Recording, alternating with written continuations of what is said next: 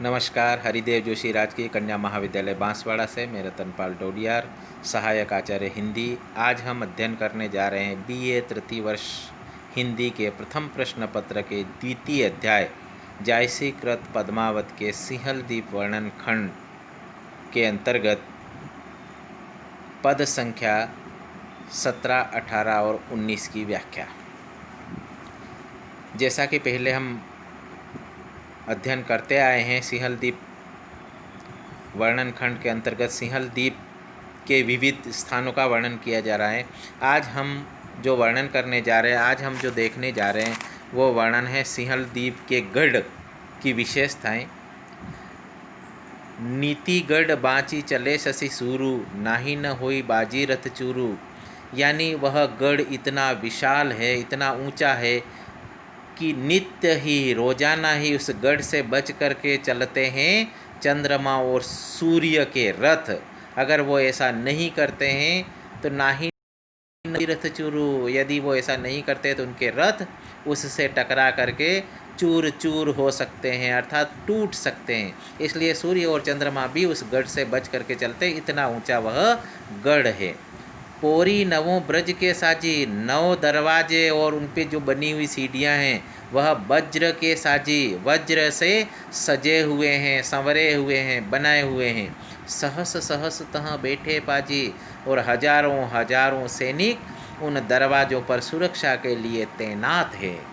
फिर ही 5 कोतवार सुभोरी और 5 कोटपाल निरंतर भ्रमण कर रहे हैं उन सारे दरवाजों और सारी सीढ़ियों के ऊपर। कापे पाँव चपत वही पोरी, उन सीढ़ियों के ऊपर, उन दरवाज़ों के ऊपर जब हम पाँव रखते हैं तो हमारे पाँव काँपने लग जाते हैं, इतने भव्य वो बने हुए हैं। पोर ही पोरी सिंह गढ़ी काटे, और हर दरवाजे पर वहाँ पर सिंह गढ़े हुए हैं, सिंह का निर्माण किया हुआ है। और उनको देख करके डरप ही लोग देखी तो टाटे, लोग डरने लग जाते हैं उनको वहाँ खड़ा हुआ देख करके। इतने विशाल, इतने भव्य और ऐसी भयानक मुद्रा में सिंहों का निर्माण किया गया है, वहाँ बनाए गए हैं, स्थापित किए गए हैं। बहुविधान वे नाहर गढ़े, विभिन्न विधान का मतलब है तरीके से, ढंग से, अलग अलग मुद्राओं में उन सिंहों को वहाँ स्थापित किया गया है। जनुगाज ही, मानो वो गर्जना करके, वो गरज करके, बल्कि वह दहाड़ करके चाही सिर चढ़े, हमारे सिर के ऊपर चढ़ जाना चाहते हो, ऐसे वो दिखाई देते हैं। टार ही पूँछ, अपनी पूँछ को फैला रहे हैं, वो घुमा रहे हैं, वो पसार ही जिया अपनी जीभ को निकाल रहे हैं, फैला रहे हैं। और उनकी इस अवस्था को, उनकी इस मुद्रा को देख करके कुंजर डर ही, स्वयं हाथी भी डर जाते हैं कि गुंजरी लिया कहीं हमको ये पकड़ नहीं ले, हमारा कहीं ये शिकार नहीं कर ले। कनक शिला गढ़ी सीढ़ी लाई, और उन द्वारों से आगे बढ़ते हुए जगह जगह जो सीढ़ियाँ बनी हुई हैं वह सोने की चट्टानों से गढ़ करके बनाई गई है, निर्मित की गई हैं, और वो इस तरह से सोने से जगमगा रही हैं। और उनकी जगमगाहट से जगमगानी गढ़ ऊपर ताईं, गढ़ के ऊपर तक वह जगमगाती हुई दिखाई दे रही सब, और वह प्रकाशित हो रही है। नवोखंड नवपोरी, यानी 9 मंजिला वह गढ़ है, 9 मंजिला बना है, नवपोरी, और 9 वहाँ दरवाजे हैं जिन पर सीढ़ियाँ बनी हुई हैं। और तहाँ वज्र के वार, और दरवाज़ों के ऊपर वज्र यानी हीरे निर्मित फाटकें लगी हुई है, यानी हीरे जैसे कठोर और मूल्यवान धातु की वहाँ फाटकें लगी हुई है, दरवाजे लगे हुए हैं। चारी बसेरे 100 चढ़े, 700 उतरे पार, और उस 9 मंजिला भवन तक पहुँचना हर किसी के बस में नहीं है। चारी बसेरे 100 चढ़े, 4 पड़ाव डाल करके ही कोई, 4 सोपान को पार करके ही कोई उन 9 मंजिला भवन को पार कर सकता है, ऊपर तक पहुंच सकता है, वो भी 700 उतरे पार।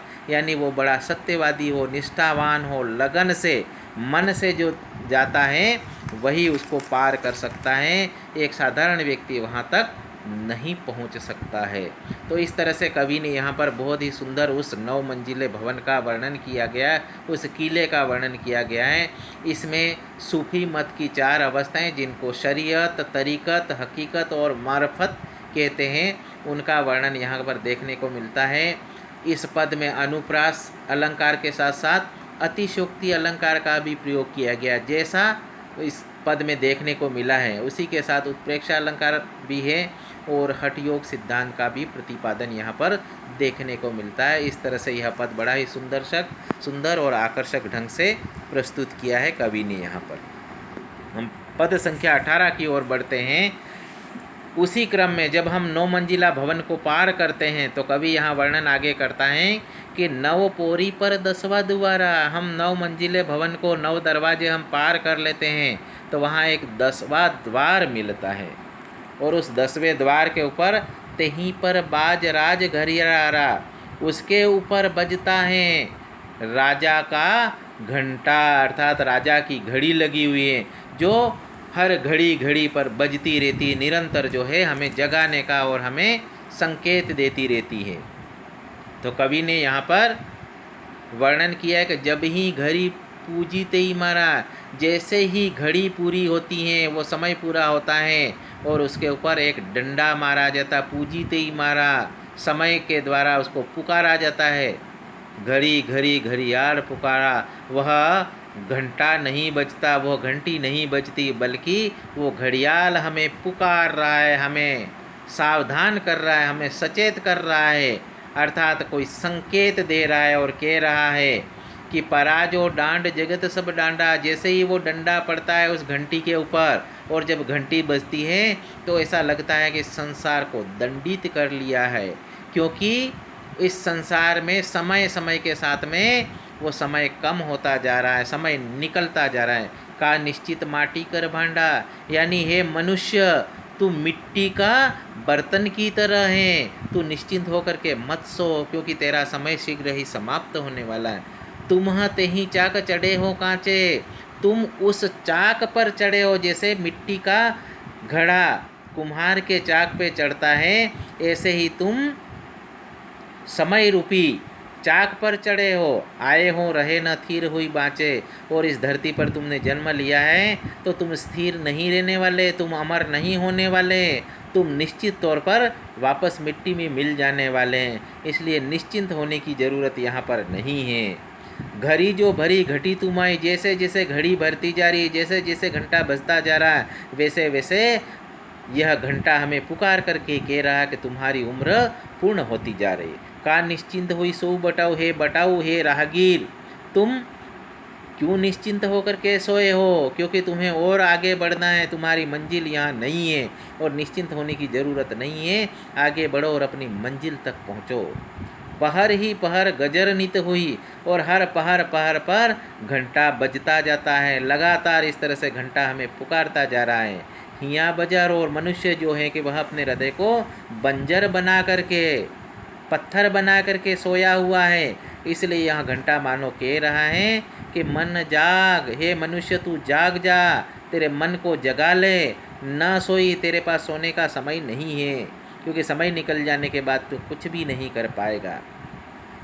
मोहम्मद जीवन जल भरण, यहाँ कवि मलिक मोहम्मद जायती कहते हैं कि हमारा जीवन उस जल भरने वाली रहट घड़ी के रीति, उस रहट की घड़ियों के समान है कि जो कुएं में से पानी भरती है, और घड़ी जो आई, जो भरी हुई घड़ी जब आती है ऊपर तक और फिर ढरी, फिर उंडल जाती है, जन्म का बीती, इस तरह से हम हमारा जीवन लेकर के आते हैं और एक तरह से मृत्यु को प्राप्त हो जाते हैं। इस तरह से हमारा जीवन धीरे धीरे समाप्त हो जाएगा और हम कुछ नहीं कर पाएंगे। इसलिए मानो वह घड़ियाल हमें पुकार रही हैं और यही कह रही हैं कि मनुष्य, सोने का समय नहीं है, तू जीवन में कुछ कर गुजर, यही तेरे लिए जीवन की सार्थकता होगी। इस पद में अगर देखा जाए तो हमें ब्रह्मलोक की अनुभूति का एहसास किया है, क्योंकि 9 पोरी पर 10वां द्वारा अर्थात ब्रह्मलोक की अनुभूति का वर्णन इसमें देखने को मिलता है। और इस पद में हमें जीवन के यथार्थ से अवगत कराया है, क्योंकि व्यक्ति का जीवन स्थिर नहीं है और ये इस जीवन में हमें कुछ न कुछ जीवन को सार्थक करने का प्रयास करना चाहिए। इस पद में अगर काव्य दृष्टि से देखें तो अनुप्रास और उत्प्रेक्षा अलंकारों का प्रयोग किया गया है। उसी के साथ इसमें अवधी भाषा भी है और चौपाई और दोहा छंदों जैसी शैली इसमें पिछले पदों में भी देखने को मिली, प्रयोग किया गया। इस तरह से बहुत ही सुंदर यह वर्णन कि इसमें मनुष्य को हमेशा सचेत रहना चाहिए और अपने जीवन को सफल बनाना चाहिए। हम अब आगे बढ़ते हैं पद संख्या 19 की ओर। इस पद के अंदर गढ़ पर नीर खीर दुई नदी पनिहारी जैसे द्रुपदी, यहाँ पर उस गढ़ के ऊपर बहने वाली प्रवाहित होने वाली नदियों का वर्णन किया गया है। और वहाँ पर दो नदियाँ हैं, नीर और खीर, यानी एक जल से भरी नदी है और एक दूध से भरी हुई नदी। और वहाँ द्रौपदी जैसी सुंदर नायिकाएँ स्त्रियाँ पानी भरती है। और उससे और देखते हैं हम तो और कुंड एक मोतीचूर, वहाँ पर उस सिंहल द्वीप में एक मोतीचूर नामक कुंड है। पानी अमृत, उसका पानी अमृत के समान है। कीच कपूर, उसकी कीचड़ भी कपूर के समान सुगंधित है। ओही का पानी राजा पे पिए, उस पानी को राजा पीता है। बिरिद हुई नहीं जो लही जिया, और जब तक वह जीता है तब तक वह वृद्ध नहीं होता है, वह यौवन अवस्था को ही बनाए रखता है उस पानी को पीने से। कंचन बिरिच एक तही पासा, वहाँ देखते हैं तो उस कुंड के पास में एक सोने का वृक्ष है और ठीक वैसा ही है जस कल्पतरु, जैसा कल्पतरु इंद्र कविलासा, यानी इंद्र के स्वर्ग में जो कल्पतरु वृक्ष हैं ठीक उन्हीं विशेषताओं के लिए है यहाँ एक सोने का वृक्ष है। और उस सोने का वृक्ष को देखें तो मूल पतार, उसकी जड़ें तो पाताल लोक में पहुँच गई, सर्ग वही शाखा और उनकी शाखाएं स्वर्ग को छू रही है। इतना विशाल वह वृक्ष है। अमर बेली को पाव, और उसके ऊपर जो अमर बेल हैं, उसके ऊपर जो फल लगे हुए हैं, उसे कौन प्राप्त कर सकता है? को चाखा, कौन चख सकता है? अर्थात हर किसी के बस में उसे प्राप्त करना और उसे चखना संभव नहीं है। चांद पात और फूल तरई, उस वृक्ष के चंद्रमा पत्ते हैं और सारे तारे उसके फूल हैं। हुई उजियार नगर जहाँ ताई, और पूरे नगर में जहाँ तक फैला हुआ नगर है वहाँ तक इस वृक्ष से उजाला होता है। वह फल पावे तप करी कोई, उस फल को कोई तपस्वी ही प्राप्त कर सकता है। साधना के द्वारा, तपस्या के द्वारा ही वो प्राप्त कर सकता है। बीरी दिखाई तो यौवन, और जो भी प्राप्त करके उस फल को खाता है, अगर वृद्ध भी उसे खा ले तो यौवन होई, वह यौवन अवस्था को प्राप्त हो जाता है। इस तरह की विशेषता उस फल में देखने को मिलती है। और उस फल को प्राप्त करने के लिए राजा भय भिखारी, वहाँ बड़े बड़े राजा भी भिखारी बन गए हैं। सुनी वह अमृत भोग, उस अमृत भोग को प्राप्त करने के, उस फल को प्राप्त करने के लिए, अपने आप को अमर बनाने के लिए वह राजा भी भिखारी बन गए हैं और साधना में लग गए हैं, तपस्या में लग गए हैं। जय पावा सो अमर बाय, जिसने भी इस फल को प्राप्त कर लिया वो तो मानो अमर हो गया। न किछु व्याधि न रोग, उसे न किसी तरह का कोई दुख और न किसी तरह का रोग, अर्थात वह तन और मन से सुखी हो जाता है, अमर हो जाता है। इस तरह का वह वृक्ष जिसे वो फल प्राप्त होता है। यहाँ कवि ने सिंहल द्वीप की नदियों का वर्णन तो किया ही है, लेकिन इसके साथ साथ वहाँ के एक सोने के वृक्ष का वर्णन किया है। और वही सोना का वृक्ष है ब्रह्म तत्व को प्राप्त करना। समासोक्ति की दृष्टि से अगर देखा जाए तो ब्रह्म तत्व को प्राप्त कर लेना, और जो एक बार ब्रह्म तत्व को प्राप्त कर लेता है वो जीवन मरण के बंधन से मुक्त हो जाता है। उसके जीवन में ना कोई दुख रह जाता है और ना ही कोई किसी तरह का रोग रह जाता है, वह जीवन में अमर हो जाता है। तो इस तरह का वर्णन यहाँ को देखने को मिलेगा। इसमें अनुप्रास भी है और अवधी भाषा का प्रयोग किया ही गया है, लेकिन इसके साथ साथ हमें योग साधना की और तपस्या के बल पर ईश्वर को प्राप्त करने की, ब्रह्म तत्व को प्राप्त करने की और संकेत किया गया है। आज के लिए बस इतना ही, फिर आगे फिर मिलेंगे। आप सभी को बहुत बहुत धन्यवाद।